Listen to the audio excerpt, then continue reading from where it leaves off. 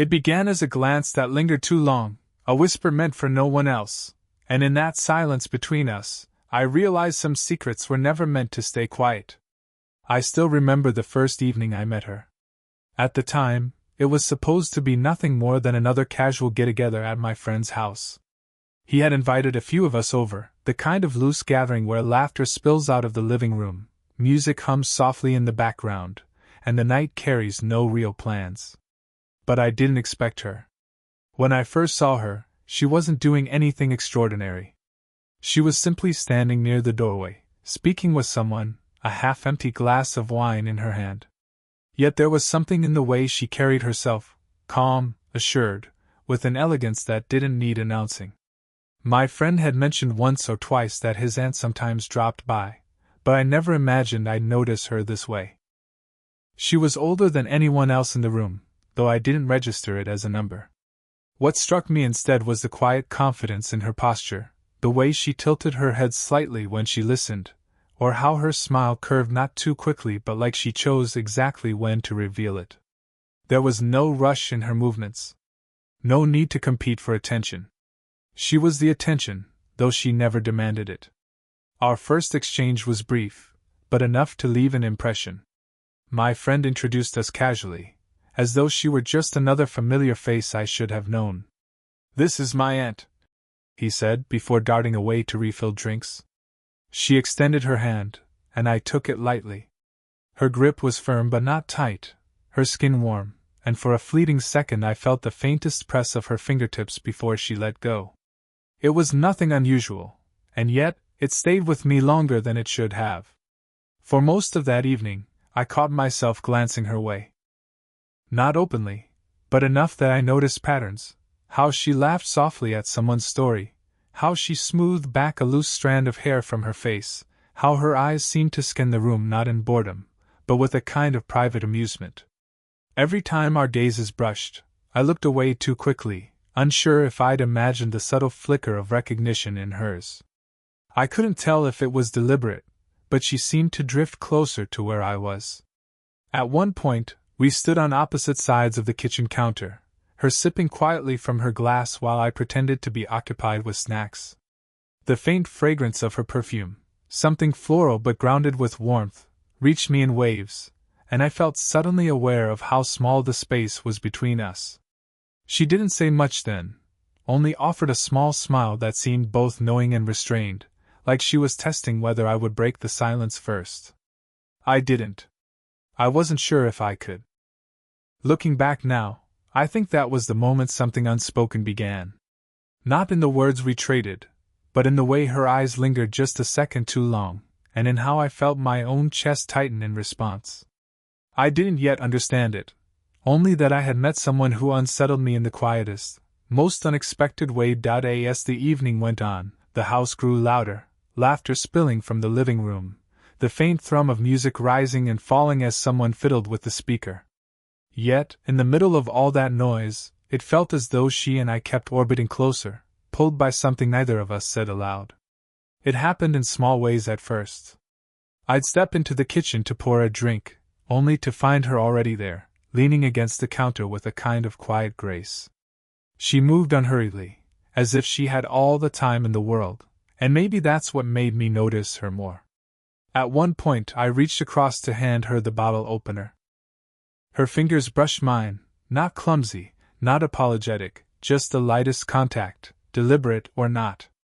The touch was gone in an instant, but the warmth of it stayed on my skin, spreading through me like an ember that refused to fade.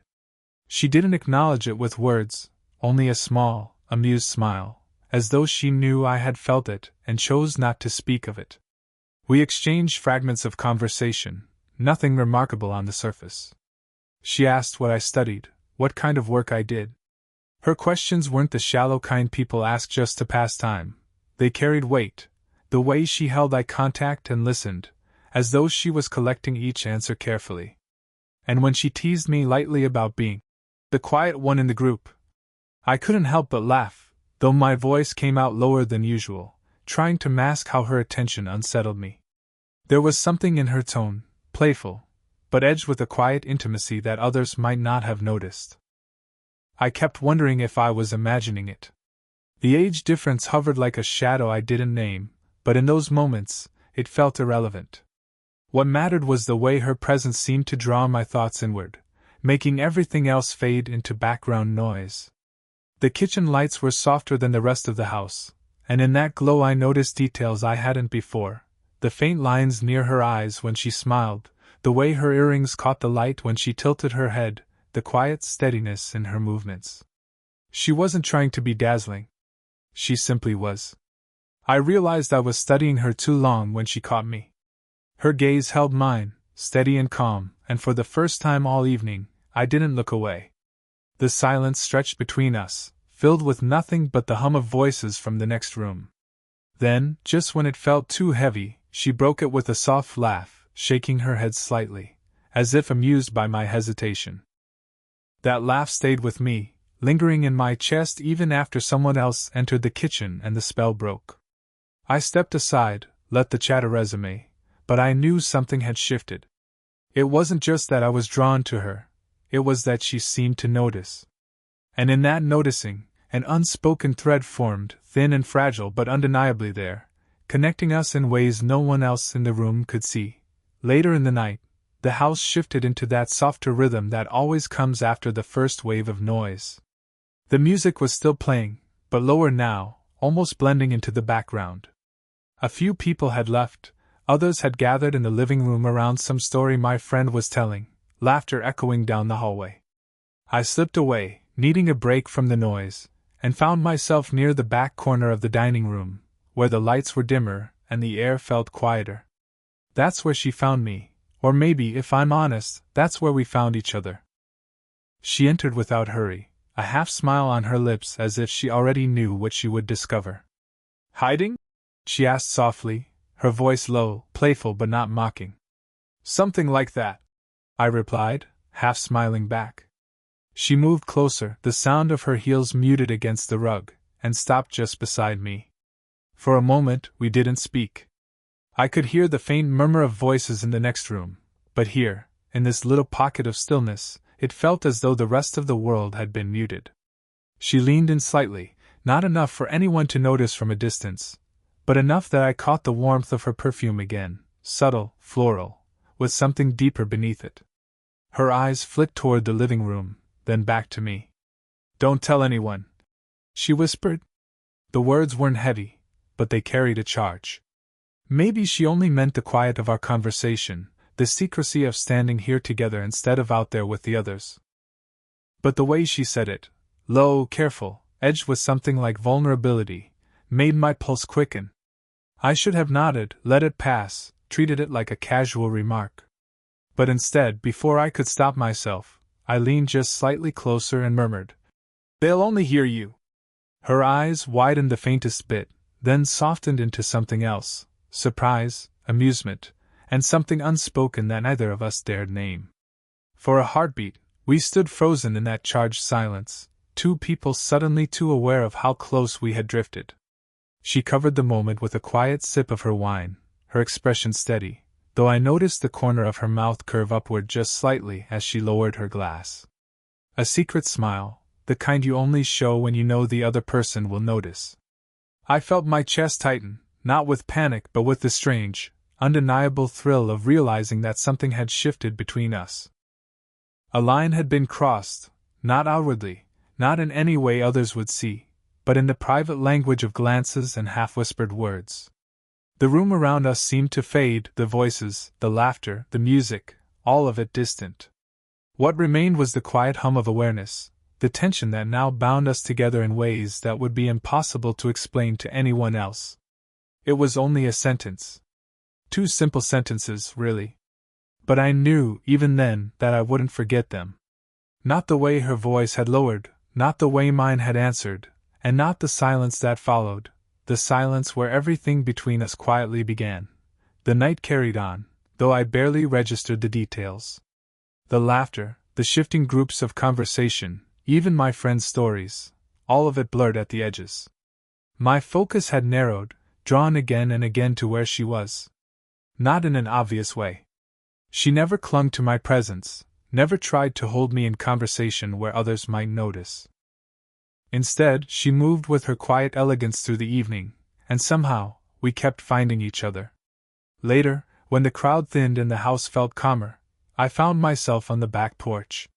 The air was cooler there, carrying the faint scent of grass and the sharpness of night.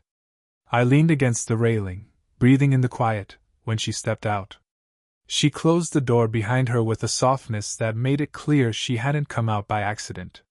For a moment neither of us spoke. The night held us in silence, the dim porch light wrapping everything in a warm glow. Finally, she said, almost to herself, "It feels good to breathe out here." I nodded, glancing at her profile. She looked different in the stillness, less composed, more human. Her eyes were softer, her shoulders not held so squarely.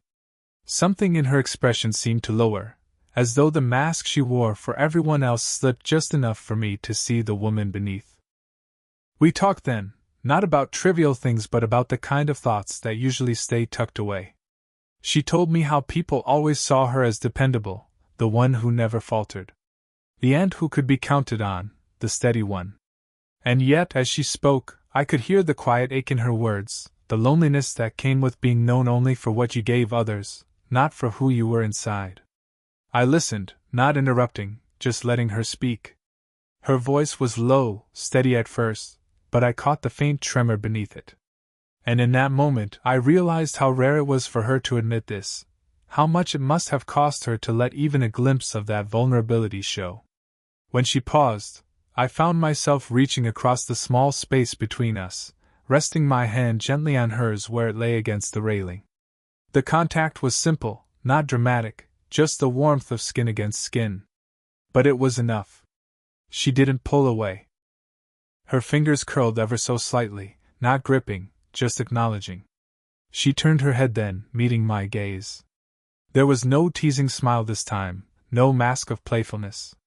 Only a quiet openness, an unspoken question hanging between us. I held her eyes, and for a heartbeat, the world seemed to still, the distant sounds of the house, the hum of the night, even the beat of my own heart fading until there was only her. It wasn't a confession, not yet. But it was something. A door opening just wide enough for me to glimpse the truth. Behind her poise, behind her confidence, there was a woman who wanted to be seen, really seen. And somehow, impossibly, she was allowing me to do just that. By the time we drifted back inside, the house had grown noticeably quieter. A few guests had already left. Others were absorbed in their own hushed conversations, sprawled across the living room in clusters. The once lively energy had softened into something more subdued, like the embers of a fire still glowing long after the flames had faded. I hesitated at the edge of the room, unsure where to settle. She was already seated on the sofa, one leg crossed neatly over the other, a faint smile playing at her lips as though she were listening to the room while also set slightly apart from it.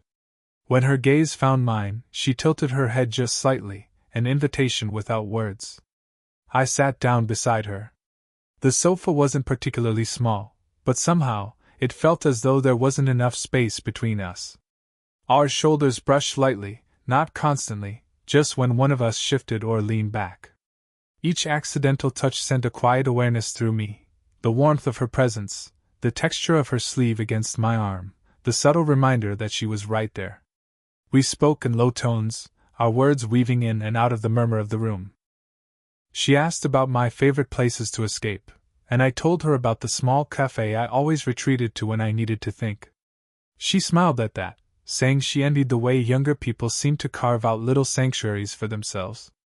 At some point, she said softly, life gets filled with everyone else's needs, and you forget how to make space for your own. There was no bitterness in her tone, just honesty. I wanted to say something in reply, something meaningful, but instead I found myself watching the way her fingers traced the rim of her glass absent-mindedly, as if her thoughts were traveling somewhere distant. A pause stretched between us, not uncomfortable but charged. The conversations around us blurred into a background hum. She shifted slightly, leaning closer as though to hear me better though I hadn't spoken. The movement brought her nearer, close enough that I could catch the faint warmth radiating from her skin, close enough that the rhythm of her breathing seemed to match the quickening of my own. I didn't move. Neither did she. That restraint became its own form of intimacy, heavier than any touch.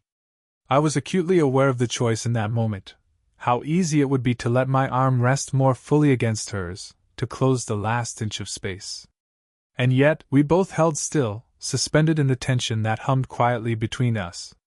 Her hand rested on the sofa cushion between us, fingers splayed slightly, relaxed but deliberate. My hand hovered nearby, not quite touching. The distance was no more than a breath, but it felt like an entire world. I wondered if she noticed how close I was, or if she was the one who had placed her hand there, testing me, daring me silently to close the gap. But we stayed like that, almost, but not quite. The restraint became its own unspoken language. And in that delicate balance, I realized something important. Intimacy doesn't always need to be loud or certain. Sometimes it's found in the places where you stop yourself, where silence and stillness say everything words cannot. It couldn't last forever. The quiet closeness, the invisible thread pulling us tighter together with each passing hour, something had to give. It happened suddenly, like the shift of wind before a storm. One moment we were sitting there on the sofa, our words low and measured, our shoulders brushing in those accidental ways that had stopped feeling accidental. The next, she drew back. Just a fraction, but enough. She laughed lightly, though there was no humor in it, only tension. This is... She shook her head, staring down at her glass. Reckless. The word hung between us like a verdict. Reckless. Maybe she was right. Anyone could have noticed the way we sat, the way our conversations folded into each other while the rest of the room blurred away. Anyone could have seen the way my eyes lingered on her when I thought she wasn't looking. But in that moment, hearing her say it, I couldn't pretend anymore. I leaned forward, not so much bold as honest, and said quietly, I haven't stopped thinking about you since we met tonight. She froze, her hand tightening just slightly around the stem of her glass. Her eyes flicked toward me, sharp at first, then softening as if the weight of my words disarmed her. She parted her lips as though to speak, but nothing came. Instead, she exhaled slowly, as though the air itself had grown too heavy. The silence stretched, thick with everything neither of us dared to put into words. I could see the conflict written plainly on her face, the pull toward me and the invisible barrier she couldn't quite step through. Her hand lifted, hesitating in the space between us, hovering near my cheek. For one suspended heartbeat, I thought she would let it rest there, that she would allow the moment to become something undeniable. But she didn't. Her hand faltered, falling back to her lap. She turned her gaze away, toward the muted glow of the lamp in the corner. You don't know what you're saying, she murmured, though her voice lacked conviction. I swallowed, steadying my breath. Maybe I don't, I admitted, but I know what I feel. Her eyes returned to mine, and this time, she didn't look away. The silence between us wasn't comfortable, but it wasn't empty either. It was a battleground of unspoken truths, of fear and longing, of what we wanted and what we told ourselves we couldn't have. I knew she was wrestling with it, the age difference, the family ties, the weight of perception. And maybe I should have been wrestling too. But all I could think of was how right it felt sitting next to her, how every small touch and every stolen glance had only deepened the certainty in my chest. The tension peaked then, sharp and fragile, like the air just before it breaks into rain. One word, one gesture, could have tipped it either way. Yet neither of us moved.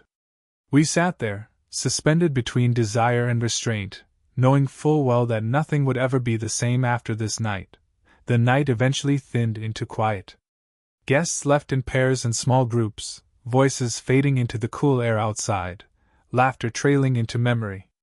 The house, once loud and alive, now hummed with the softer rhythm of goodbyes and closing hours. I found myself lingering, not out of obligation, but because I couldn't quite bring myself to leave. She lingered too, though never directly beside me, always a few steps away, moving through the room with that same unhurried grace.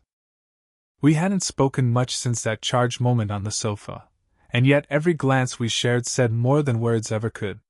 When it was finally my turn to go, I rose and offered a polite farewell to my friend. He clapped my shoulder, distracted, already half absorbed in tidying up the remnants of the evening. No one noticed when she followed me toward the door. The hallway was dim, lit only by a lamp in the corner. The world outside the front door looked darker still, the night cool and waiting. She paused by the frame as I reached for my jacket, her hand brushing lightly against the edge of the door as if to steady herself. For a moment, we simply stood there, the silence stretching between us. I felt the weight of everything we hadn't said pressing into the quiet. I wanted to speak, to tell her again what I felt, to ask her what this meant, but the words tangled in my throat. Some truths don't need to be spoken aloud to be understood. She stepped closer, close enough that I could feel the faint warmth of her presence. Her eyes held mine, steady and unreadable at first, then softening into something almost tender. Without a word, she leaned in and pressed her lips gently to my cheek. It wasn't quick. It wasn't rushed. Her kiss lingered just a heartbeat longer than politeness would allow, warm and deliberate. The faint scent of her perfume clung to the air between us, and when she drew back, her face remained close enough that I could still feel the whisper of her breath. "Good night," she said softly, her voice carrying a quiet weight, as though she was entrusting me with more than the word itself. I nodded, my chest tight with everything I wanted to say but didn't. "Good night." We held each other's gaze one last time, and in that silence, an understanding passed between us. No promises, no declarations, only the quiet certainty that something had been born between us tonight, something fragile and real. It didn't need to be shouted into the world. It was enough that we both knew it. I stepped into the cool night air, the door closing softly behind me. As I walked down the empty street, I touched the place where her lips had rested on my cheek, still warm, still vivid. I realized then that the strongest bonds are not always the ones everyone sees. Sometimes, the most powerful stories are the ones carried quietly, in a glance, in a touch, in a secret shared only between two hearts. And this was ours.